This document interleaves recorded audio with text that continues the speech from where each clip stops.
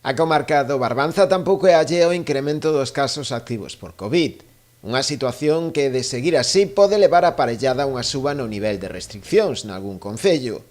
Nas últimas xornadas obsérvase unha tendenza á alza que empeza a preocupar as autoridades sanitarias, moi en sintonía co que está a pasar tamén no resto da comunidade. Segundo o conselleiro de Sanidade Julio García Comesaña, na maioría dos casos estes novos positivos danse en xente moza, menor de 30 anos, que aínda non está inmunizada, polo que se deben seguir extremando as precaucións. Unha mensaxe clara a xente nova, non están libres do virus, evidentemente, seguimos tendo mozos e mozas ingresados, incluso algúns en áreas de críticos, eso está aí e os mozos teñen que telo en conta, e dende logo tamén ese risco de que, aínda que eles non padezcan os efectos do virus, sí que contaxien aos seus pais, aos seus avós, incluso cando están vacinados xa. Estamos, como digo, tendo pacientes ingresados en planta, xente maior, con doble pauta, pero que, como sabemos todos, a vacina non ten o 100% de efectividade e pode un mozo novo contaxialo ou, en definitiva, a xente vaccinada tamén se pode contaxiar, por lo tanto, hai que seguir mantendo eses criterios, non?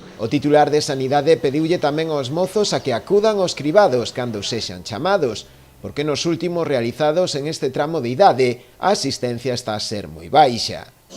Apostamos sempre polos cribados. Galicia é das comunidades autónomas que máis probas diagnósticas fixo e sigue a facer. O que nos ten pasado nesta última temporada é que, a pesar de convocar a moita xente a eses cribados, as porcentaxes de participación eran francamente baixas, non?